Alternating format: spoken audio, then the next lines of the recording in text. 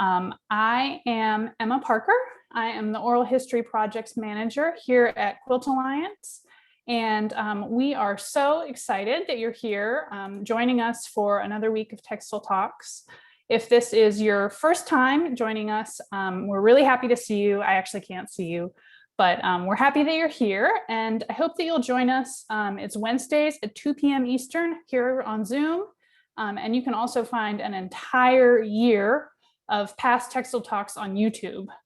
So I definitely recommend going and searching for Textile Talks. I think a lot of the organizations also have a page or a playlist featuring their talks linked from their website. So I see we've got people from all over, from the UK, from Washington.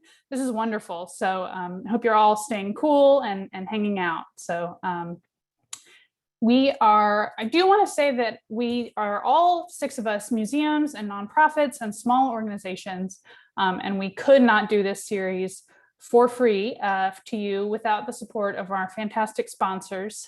They have all proven that they really care about supporting textile research, preservation, storytelling, and working together. So I hope that you'll keep them in mind because they obviously have shared interests in textiles and quilt making and service design. So we're very grateful to them. And I do have a few quick housekeeping notes.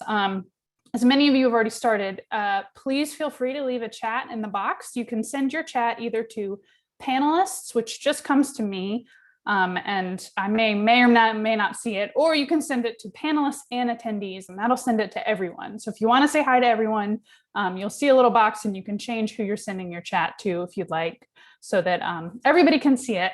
And we will have hopefully just a few minutes for questions at the end. So if you have a question for me or something you'd like to talk about, or you want to share, you can put it in the Q&A and I will see those questions and can answer them at the end. We do ask and remind you to be courteous in the chat, just the same way you would at an in-person event. Our program today is called All in the Family, because we are an oral history organization and we have found that we have collected so many different stories about quilt making and what it means to families and what it means within families, how it's transmitted through families, and what it's like to share a passion like quilt making across generations, and how it feels to make something like a quilt with your mother or your daughter or your grandmother or your grandfather. And just to back up a little bit, for those of you who don't know about us and our work, the Quilt Alliance is a nonprofit organization. We have a staff of 3, and our mission is to document, preserve, and share the stories of quilts and their makers. We have been doing this work for more than 25 years, so we have collected a lot of stories from a lot of quilt makers. Today, we're going to share audio and video excerpts from across our projects that focus on themes of quilt making between generations. First, we're going to hear some clips from S.O.S, also called Quilters S.O.S Save Our Stories, which is our flagship oral history project. It started in 1999, and the project is pretty simple. It's an audio interview, usually about 30 to 45 minutes, and it's conducted with a quilt maker, typically by another quilt maker. It's a grassroots project. So it's not trained professionals doing these interviews. It's friends interviewing friends and family interviewing family members. And they start out these interviews by talking about one quilt they've made, and it branches off from there until their entire quilt making history. So how they learned to quilt, what it means to them, their community, and why quilts are important in general. If you're familiar with the StoryCorps project, which you might hear on NPR or that maybe has visited your town, it's a lot like StoryCorps for quilters.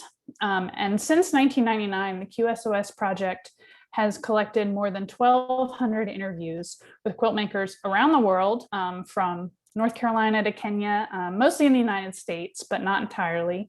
And it ranges from Hall of Fame famous quilters to, there's an interview, one of my favorites, with a 7-year-old boy who just finished his first race car quilt.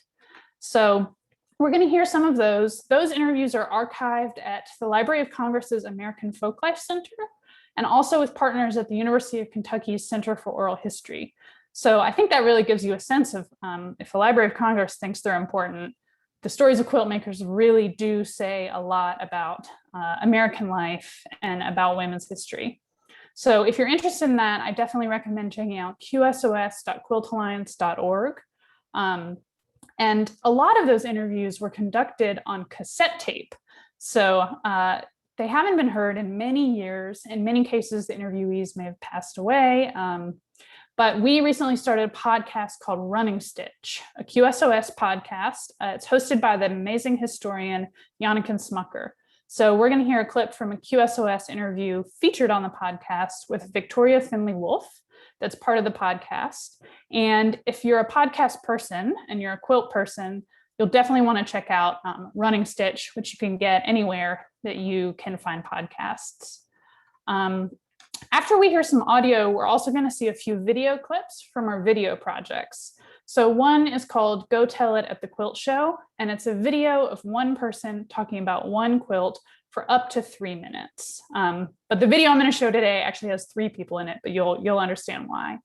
And we're also going to see a clip from Storybee, which is a web show for Quilt Alliance members only. We're a member-supported organization, and Quilt Alliance members have access to Storybee, in which our host, Frances O'Rourke Dowell, interviews special people from across the quilt world.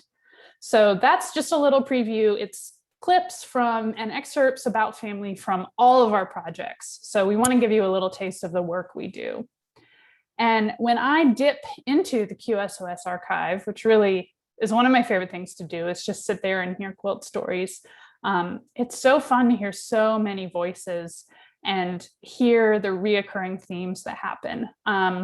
One of my favorites is we get a lot of stories about people who started quilting in 1976. And I thought, that's weird, but they were spurred on by the bicentennial celebrations here in the US. There are also a lot of stories about quilting, helping people when they were grieving or having a hard time. There are all these little sub-themes. There's a lot of great funny stories about people making their first quilt with a cardboard template that just got smaller and smaller every time they cut a piece. And I think those are always fun to hear because everyone thinks, this is my quilt story, but it's also a lot of people's quilt stories. But I started to notice that there are a ton of stories about mothers and daughters specifically. Obviously, quilt making is not just women, but the majority of quilt makers are women. And lots of quilt makers don't have any other quilters in their family, but a lot of us do. And so there were so many stories of moms who had shared quilting with their daughters, but also daughters who got their moms into quilting. These are just a few stories to get us started. And a quick note before we start is a lot of these interviews were recorded on cassette tapes or at quilt shows. There's a number of interviews recorded at the International Quilt Festival in Houston. And so there's some background noise and sometimes a little bit of sort of dated sounding audio. You may just need to adjust your speaker just a bit, but we've done our best to kind of normalize across interviews. So I'm going to turn my video off so that you can see this big and we'll get started.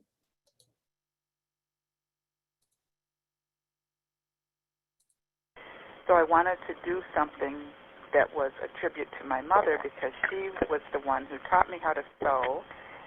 And without her teaching me how to sew, I probably never would have ended up being the quilter that I am today.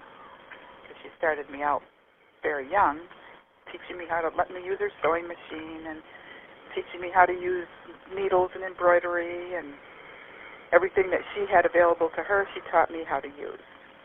And she always encouraged me to do more art, and she took me to art classes, and she was the inspiration really behind all my work. How did you get into fabrics and quilting? Well, my mother and I started making really terrible quilts when I was a teenager, and her mother had died when she was a young girl, and we had blocks. And we didn't know anything about quilting, and so we tried to make a quilt around each block, and they were awful. And the fabrics we could get them were polyesters and just terrible things, and we tied most of them, and we just made all the mistakes. Never bought a quilting book. I don't know why. Quilting just didn't seem like a big deal then. But after my mother and I started quilting, my grandmother said, "Would you like to see the quilt that I have in the cedar chest?" And of course, my mother and I are both going, "What? What is this?" And it turns out that my grandmother's mother had made some quilts. And it's pretty exciting to find out that, yeah, this does run through the blood. But my grandmother didn't pick it up. She wasn't interested. And my mother picked up the quilting after I was interested. And we have something that has stayed around for quite a while. Of course, I have two daughters, and one of them lives near me, and she doesn't quilt, but she's very interested in it, and she comes to Houston to these classes, and she takes classes in painting, dyeing fabrics, and silk painting and everything like that. I have a daughter, Linda, who lives in Pasco, Washington, and she's a quilter.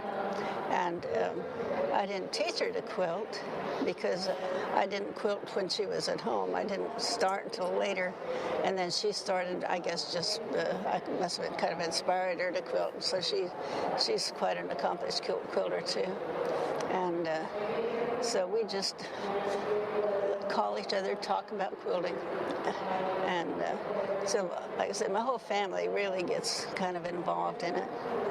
So even though I never had anybody before that quilted in my family, well now I do. I have a daughter, as you have a daughter, and just this winter, we're beginning the process of working on her first quilt. And I think she'll be, I always call myself a 5th generation quilt maker, so she'll be the 6th generation that we know of. And I'd love to hear, have you made a quilt with your daughter?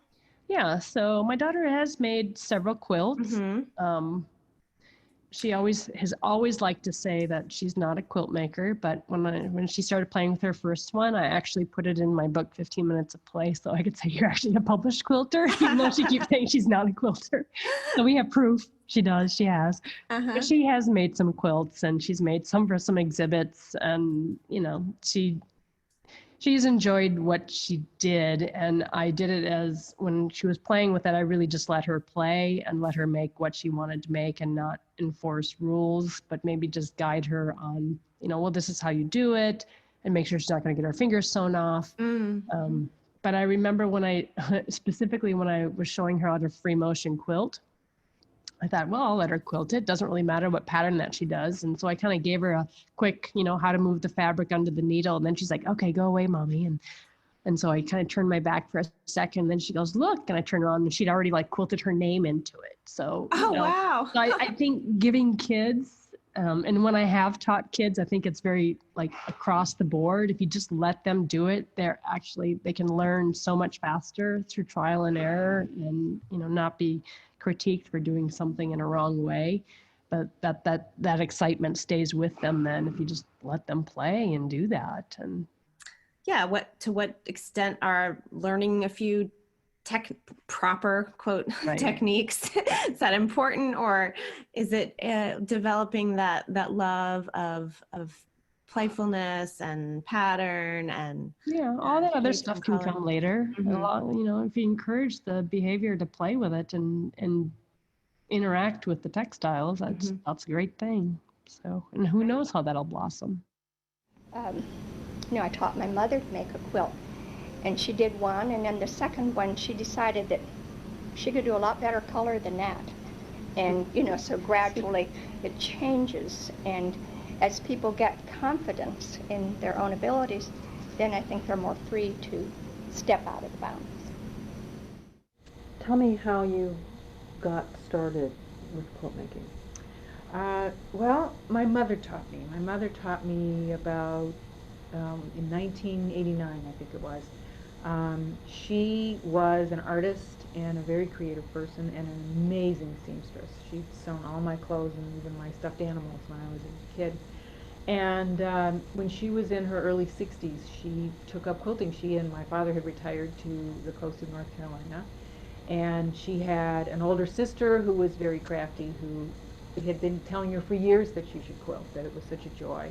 And so my mother finally, it took root, it was in the right place, and she started doing it and just loved it immediately. The first quilt she made for me, and won the blue ribbon in her local quilt guild, and she was off and running, and I think I just saw this incredible pleasure that she was taking from it, and I asked her to teach me.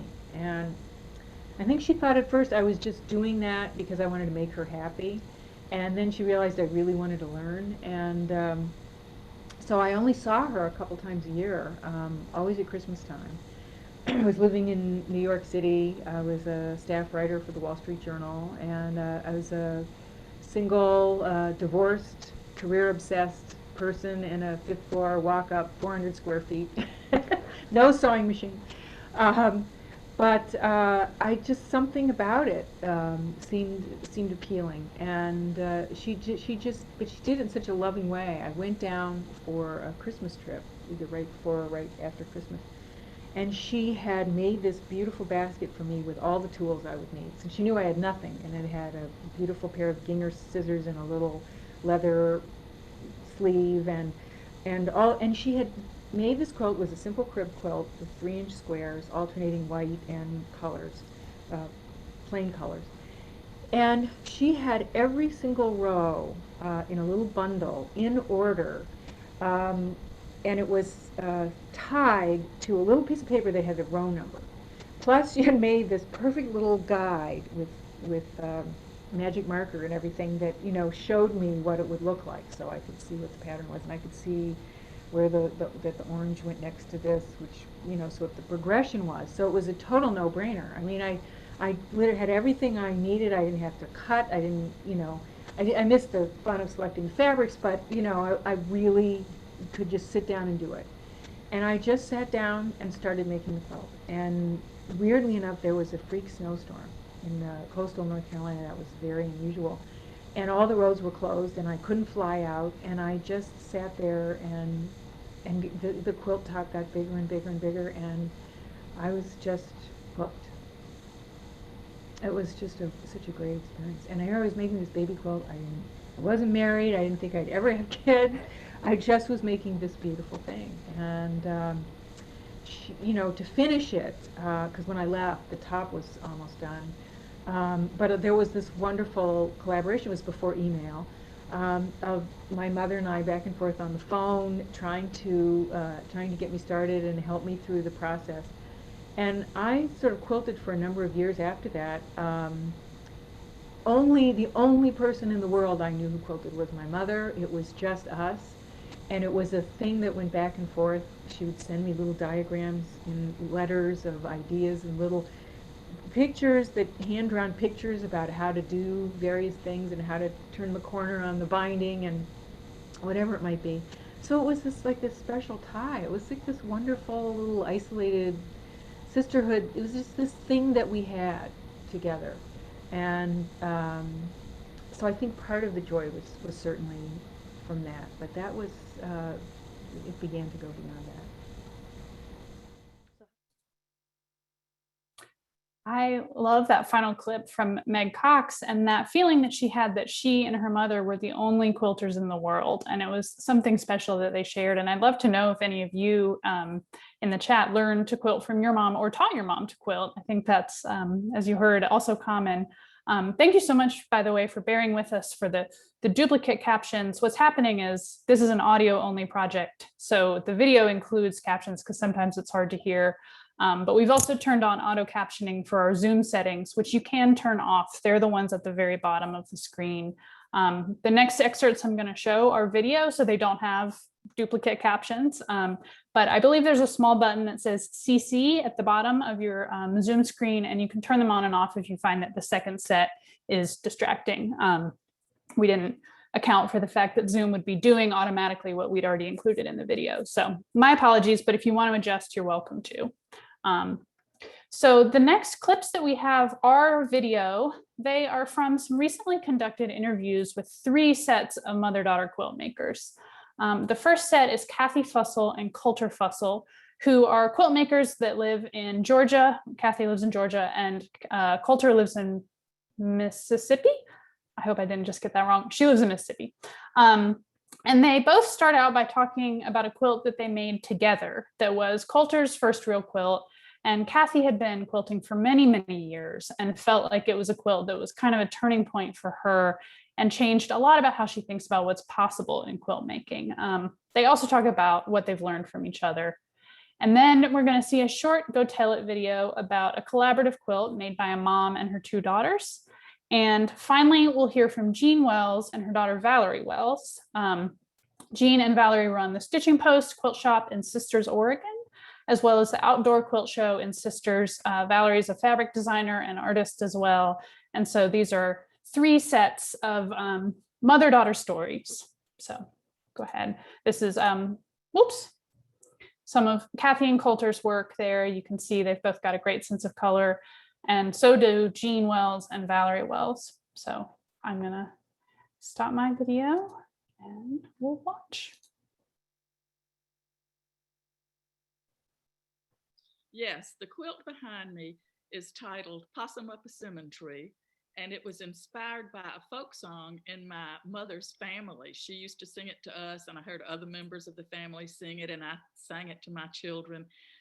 Would you like to hear the song? Yes, please. Okay, now I'm a better quilter than singer, but here's the song. Okay. Possum up a cinnamon tree, fox down on the ground. Foxy say to the possum, possum shake me some cinnamons down. And I'm going to tilt my camera back and show you. It's oh, wow. 99 inches tall. And there's the possum up there. Oh in my the gosh. And he's got a little red nose. And there's the fox. Now, this quilt, it's important to me for a couple of reasons. One is that it marks a milestone in my life as a quilter, and I'll show you that milestone and explain it in a minute. But this quilt is a collaboration between my daughter and me. And my husband was even in on it to an extent. It's the whole family affair. Yeah, yeah. It's 18 years old. I started quilting when I was 19, and I was a traditional quilter for many years. And then I started, when I was in about age 50, I started to really want to do something other than traditional quilts. I'd seen a few art quilts out there, and I started really having sort of the itch to make some different quilts. And but I didn't have any art training. I was an English major. I taught English for many, many years, and I didn't have the confidence in my artistic ability. My skills, yes, but not my artistic ability. And at that point in time, my daughter Coulter was in art school out in Mississippi, and she was a painter. She'd never been very interested in quilting herself. My whole family's very supportive of my quilting, but she had never been one to ask me to show her how to sew or how to quilt. But she came home from art school one weekend and said, Mama, if I cut out the pieces and throw them down, would you sew them together? And I said, oh yeah, oh yeah. So this is one of 3 collaborative quilts that we made right there, one after the other, wow. in just a period of, 3 or 4 months maybe. And they're all 3 big, and they're all 3 figurative, and they're all 3 more her work than mine. I did all the sewing, and we collaborated to an extent on the content, but she cut out the pieces. She chose the fabric. She hit my stash, and she went beyond my stash, because there's some of these fabrics I never would have had in my traditional stash. But we had a great time doing it, and I learned so much from her about how to break free of the bonds of traditional quilting. And it got her started quilting. So this is the quilt that changed my quilting life. And I'll let Coulter tell her story later, but I think it changed hers too, because she started to work in textiles at this point. And I can show you the very spot. I think this is kind of interesting. This is my epiphany spot, the red that there. Yeah. When we were finishing up that quilt, I started to turn under that edge, and it's a real raw, I don't know if you can see, but it's a very raw exposed edge, rattling. And I started to turn it under and do my needle turn, you know, my little needle turn thing. And Kelton said, Mama, no, leave that alone. I said, leave it alone. I can't leave that edge. And she said, no, it'll be more interesting if you leave it alone. So I left it alone, and it is more interesting. And I left several other things unfinished, which made me very nervous at the time. But anyway, that's the beginning of my moving away, not moving away completely from traditional quilting, because I still produce one every now and then, but it marks the beginning of my venturing beyond traditional quilting. Wow, that's an amazing. So, well, the words to the song are quilted in the border of the quilt. Oh, and wow. This is all hand quilted, and it's before I ever tried machine quilting. I've only been machine quilting for a few years, but back then I only hand quilted. In retrospect, I probably could have come up with something a little more visually, I don't know, then you always look at your pieces and think what you could have done, but words to the song are around the borders of the quilt. Amazing. And the quilt, and my husband's contribution, and I don't know if you can see it, but in the negative space, there are these lines that they almost suggest a musical staff to me. That's why I liked them when Fred suggested them. But they are from Southeastern Indian pottery shards. And Fred is, he knows a lot about Southeastern Indian culture as folklorist. And so he suggested those, and he actually drew them. And I quilted them on there, and quilted them. And I thought they worked, because I thought there were enough of a suggestion of the musical staff that lend itself to the song. So anyway, the fox is this bright yellow corduroy that is remnants of I made, when Coulter was a little girl, I made her some knickerbockers out of that bright yellow corduroy. And the possum is some upholstery fabric. I don't know where it came from. There's a background fabric up there that's some old, I think they called them glass curtains that came out of our old house. And the tree is a brown, weird, velvety thing. Those are fabrics I never would have chosen. But Coulter did, and it's all worked out. Yeah, well, it's an amazing quilt. And does it? Do you keep it in your home, or? Yeah, it's hanging. I moved my computer business into the room where it's hanging. Okay. Yeah, and I think it'll stay in the family. I don't think I'm going to do anything else with that one other than keep it in the family. I sell a lot of quilts, but this one I've had somebody order buy it, but I'm going to keep this one around. And Coulter will eventually wind up with this one. I mean, it sounds like it's sort of a turning point for both of you, and you both learned something from each other making that quilt. So and I've continued to learn. She always says when she's interviewed, she says, Mama taught me to sew, Mama taught me to quilt. I really didn't. She might have been inspired by seeing that I did it. But we never had sit-down lessons, and she works nothing like I do. We are on completely different planets, but we both very much respect each other. But I wager that I've learned far more from her than she has ever learned from me. So this quilt is one example. That one's after this old, I guess it was a song, Possum up a cinnamon tree, fox down on the ground. She used to sing that to me when I was little and stuff. But I wanted to make a quilt, and so I just got into her scraps, and she was like, yeah, sure, go ahead. And put all these things together, and there was no way they were gonna stay together. I had no concept that if I was gonna do it that way, there needed to be all these steps done, this order of operations. I could, and so she was like, okay, you can do your weird stuff. There are some things you're going to have to know, or else when you hold the quilt up, it's all going to fall apart, fall down. So anyway, she really let me go kind of wild with that stuff. And I appreciate it, because I think she recognized that there was no way she could I was never going to be a precision quilter. I know that about myself. I never will be. And it's a shame, because I really, really admire that.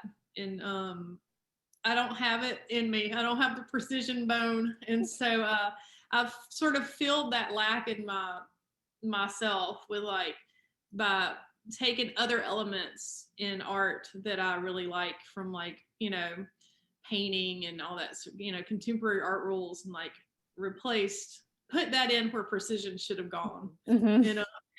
So having that way sort of like tried to create this, or I aim to create like daily in my studio, this like quilt work that is like equal part painting, equal part quilting, all once born at the same time, sort of like a graft. Like you put these two things together from the root and it like makes a whole new thing.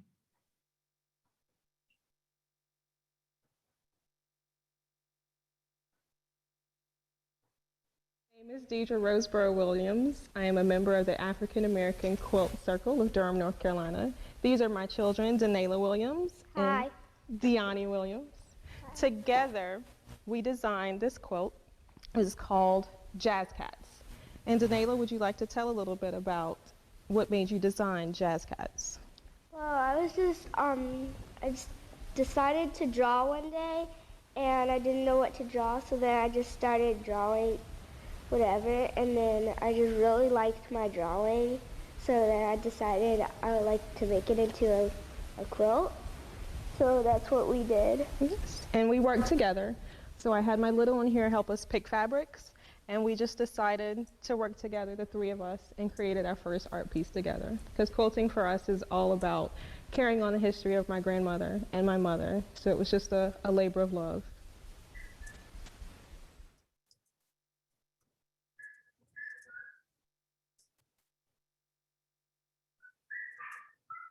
To me, I love trying to come up with an idea, do all the planning, and launch it, and hope other people will want to do it or whatever.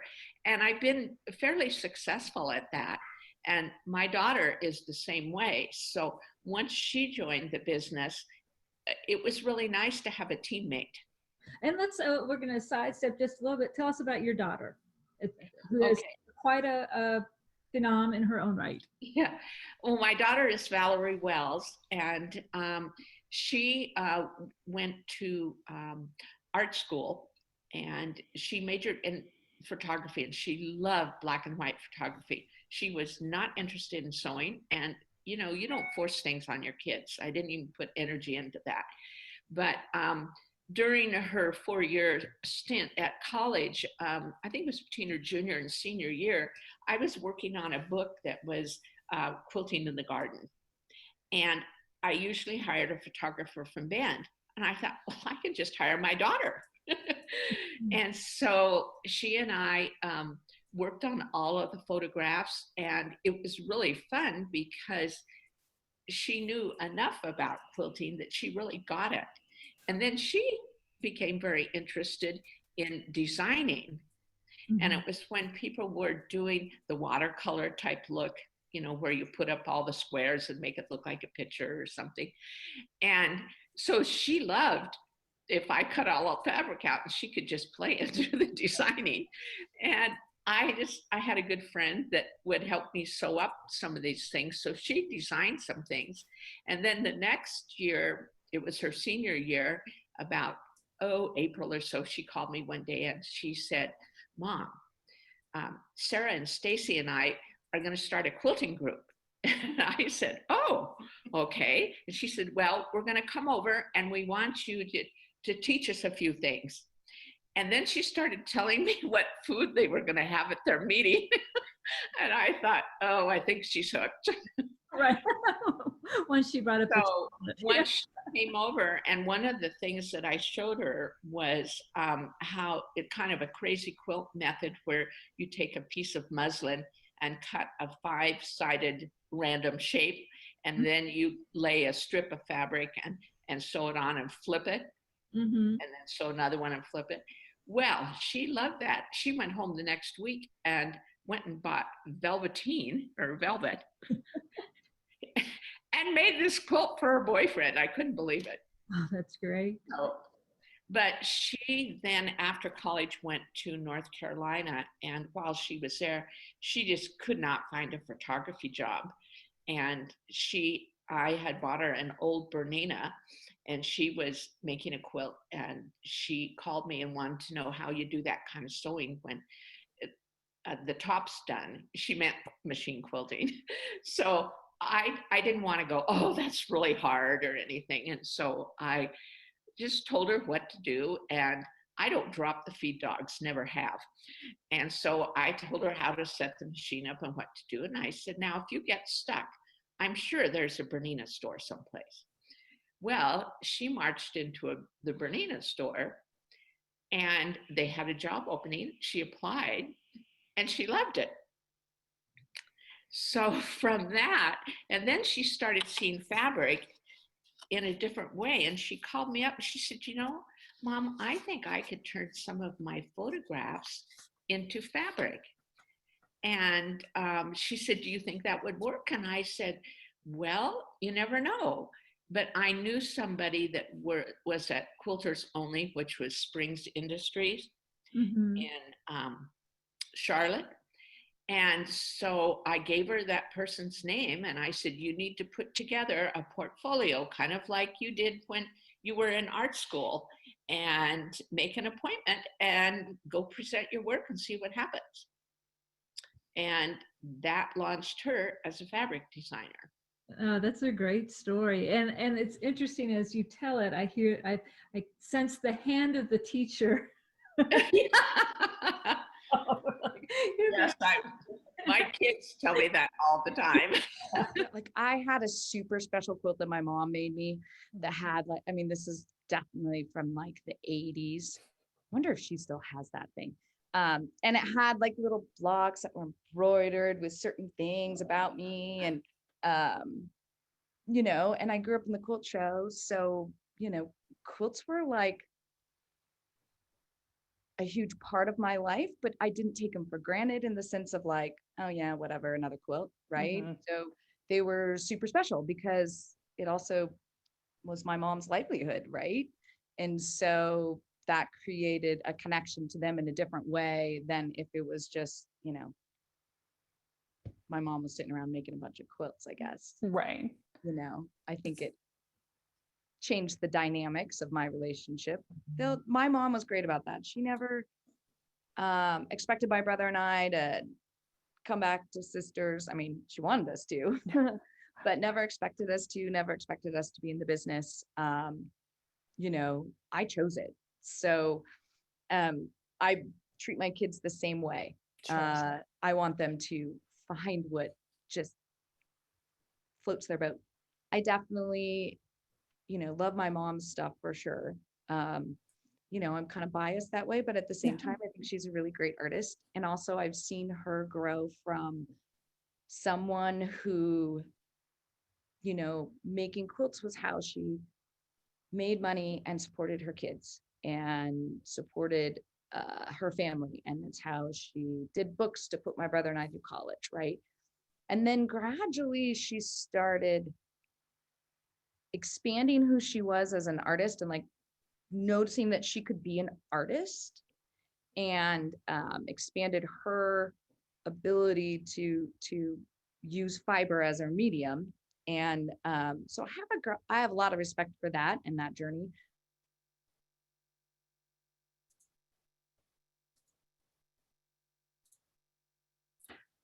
As I mentioned, those are all excerpts from S.O.S interviews, which are available on our website at qsos.quiltalliance.org. But I just love those clips because I think so often we think of quilting as something that's passed down through generations. But both of those mother-daughter combos are sort of passing something back up too. Moms are learning from future generations, and there's this real intergenerational exchange, which I think is one of the beautiful things about quilt making. And I think that's true of a lot of traditional arts, or a lot of art in general that stays within families. But I just love the notion that you're teaching someone and they're teaching you as well. But as I mentioned, not everyone started quilting because someone in their family quilted. As far as I know, not a single person in my family has ever made a quilt. We do have one family quilt that I think probably is not so family. But as I kept digging in the QSOS archives, there's a lot of other really great family stories. There are fathers and sons making quilts together, grandmothers, grandkids. There's a lot of stories, and I think this is true for a lot of people, where quilt making skipped a generation or two and came back to the family later. And a number of mother-in-law stories, which are always fun to hear, and nephews, and all different kinds of family quilt stories. So we have just a few more excerpts. These are again from our QSOS project, which is an audio-only project. We've paired it with one photo that was taken at the time of the interview. So I'll go ahead and play those now.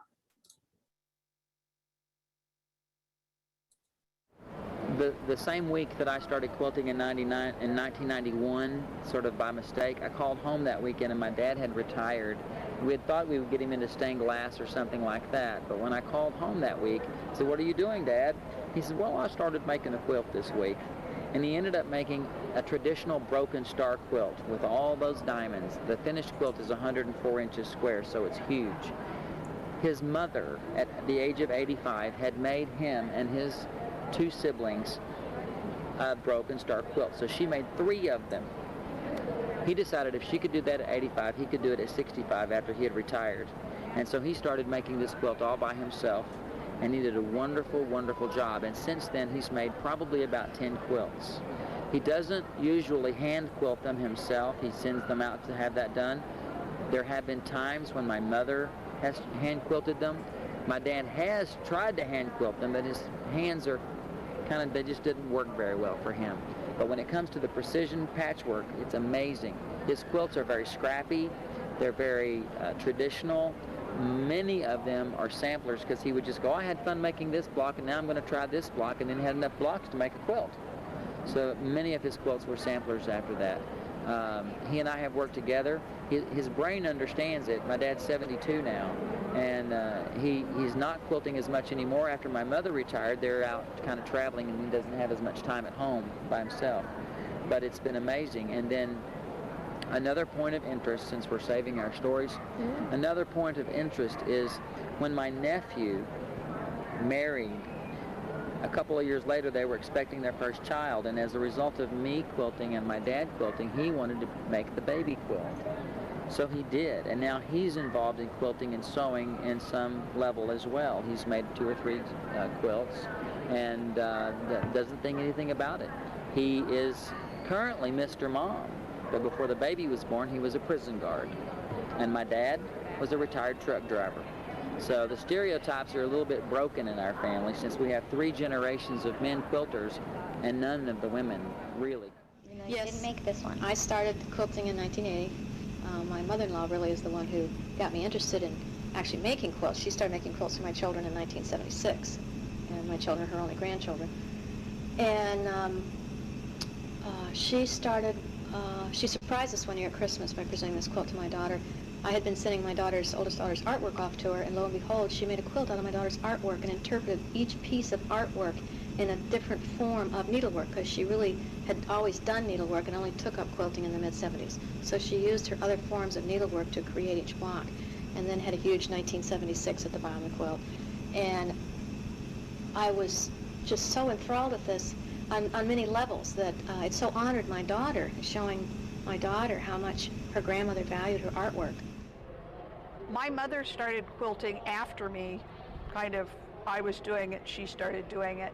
And apparently my great-great-grandmother was quite the quilter, and she lived in a very small town in Missouri and lived in the big house in town. It was the combination, her home and funeral parlor, and you know, it was a big house, and so she had a room that was large enough that you could leave a quilt frame set up in. So that's where all the ladies in town went, and I grew up under my great-grandmother's quilts because they were considered utility quilts because no one in our family valued them. They weren't utility quilts. They were very nicely done quilts, but both my mother and my grandmother considered a homemade quilt, you know, something that the help used rather than the family used. So they were a little bit embarrassed by them, and we used them and washed them and used them and washed them, and you know, some of my earliest memories are the double wedding ring that was on my bed, and trying to play games with the patterns of, you know, how many of these reds can I find and how many blues, and is there another arc somewhere in the quilt that's exactly like this arc, and I think quilts are wonderful, and I think I always have, so maybe it's in the blood. So what was your first quilt that you ever made? It was about that time. Let me see, the first one. My mother had been ill, and I was 19. I was in college, and my grandmother came to stay with us to take care of my mother. And everyone in college had quilts, but I was from New York City, and so were my mother and grandmother. We were in Kansas, and we didn't have quilts in the family, and my grandmother was completely confounded by this whole thing because she was a different cultural grandmother, and so she was living with us, and I said, well, we're going to make a quilt because you're a grandma and I'm a granddaughter. She said, okay, fine with me. And so she pretended she knew what we were doing, but she didn't. So I got Carrie Hall's book from the library, and we picked a very hard pattern called Rob Peter to Pay Paul that probably has 40 pieces. She didn't know a thing. So I didn't know anything about templates or at making the triangles the same size. And the best thing was when it came to quilting it. I read Carrie Hall's book, and it said you use thread and you did a stab stitch. Well, I used 6-strand embroidery thread to quilt it, and I didn't split it because my grandmother honestly knew nothing. And so she'd watch me, and she'd kind of shake her head. She just went, well, let her do what she wants. So the whole thing is a horrible grandmother story. My grandmother was a fine woman, but not a seamstress. And so that was the first one. And then the second one, because I didn't have any advice, I did a Lone Star. My grandmother, Mary Gasparic, was a blue ribbon quilter. She made over 90 quilts in her lifetime, and this is one of them. She was really the person to inspire me to quilt. I saw 3 of her quilts in photographs when I was 11 years old, and because our families were separate because of divorce, so I didn't know her very much. I last saw her when I was 3 years old. But when I saw the photographs, and one particular of a quilt that she had made that is everybody's favorite quilt, I thought to myself as an 11-year-old, gee, that's nice. One of these days, I'd like to do that too. So because of that, remembering that photograph, I started quilting about 1991. So I became as passionate about quilting as my grandmother apparently was in her time. We both seem to have started around the same age. I was about 44, she was about 44 when she started quilting. So there's always a bond, even across the generations.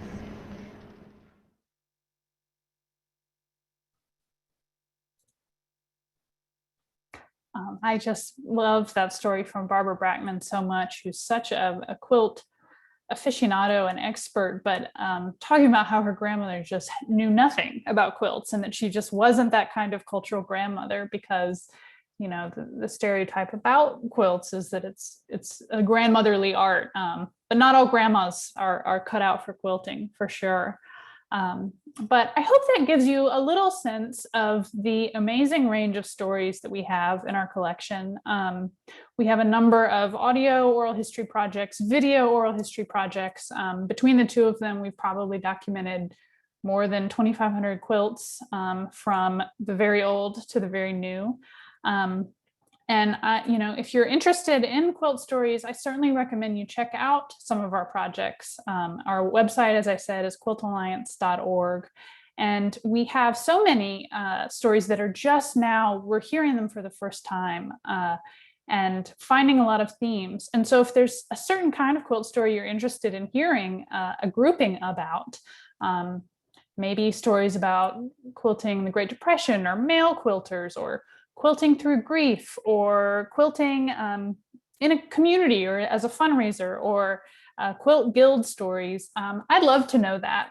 We'd love to put together a collection of stories and share them on a future Textile Talk or on our website because we have so many wonderful themes. So if you do have any ideas or if you have any questions for me that I can answer, we may finish just a few minutes early.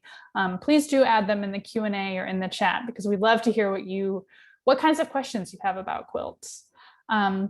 And we do invite you too to get involved in some of our projects. Anyone can film a Go Tell It story, like Deirdre Roseborough and her 2 children. Usually it's one person talking about one quilt. We have a project right now soliciting stories about memorial quilts. You can find that on our website. But anyone can talk about a quilt and we'd be honored to document your quilt. So please do visit the websites I have listed here on the page. And I also want to put in a final plug. If you do have family quilts, please label them. You know where they came from, even if you know the tiniest smidgen of information. You might know that it is a grandmother or a great grandmother. You might not be clear, but you know maybe they're from Kansas. That tiny bit of information can be so useful to a quilt historian if and when that quilt outlives you, because it likely will. So if you have family quilts, don't wait, write down everything you know. You can even just keeping it with the quilt, even if it's not physically attached, although you should just attach it. Please do consider labeling the quilts that you make and the family quilts that you own. If this kind of quilt stories are interesting to you, we are a nonprofit. We have a big fundraiser in September coming up. It's called Quilters Take a Moment. It's a virtual event. Our keynote speaker is Bisa Butler, interviewed by Dr. Carolyn Maslumi. And we are going to have a panel discussion about quilts and remembrance, as well as an amazing exhibition of quilts that are in some way a memory quilt, but in unusual and interesting ways. We have some workshops, including a quilt documentation workshop that's going to be a fun whirlwind tour of many ways to document quilts. And a mini quilt project. We send you all the things that you need to work on that mini quilt. The website is qtm2021.org. And I do see a question from Christy, which I would love. I mean, I'm certainly not an expert, but whether I think there'll be a resurgence of quilting bees and quilting circles because of this year of isolation and our need for a community. And I think probably there will. I have heard quite a few stories about guilds coming back stronger after being maybe not meeting at all or being remote. And certainly, I think people are eager to get together. I know I am. And a couple of folks have commented in the chat about quilting with family members over Zoom. And that's lovely, but it's just not quite the same thing. So I hope that we'll see more in-person gatherings of quilts and quilt making. I don't think that's going away anytime soon. So we are, again, the Quilt Alliance. Our website is quiltalliance.org. We're a member-supported organization. So please do get in touch. That's an email address. You're welcome to write us if you have any questions about getting involved in quilt documentation. And want to thank again our Textile Talks sponsors, including these folks. They really make it possible for this incredible lecture series to be free last year and into the future. So thank you all so much for attending, and I look forward to hearing from you. And I hope we'll see you at a future Textile Talk soon. Thanks again. Bye-bye.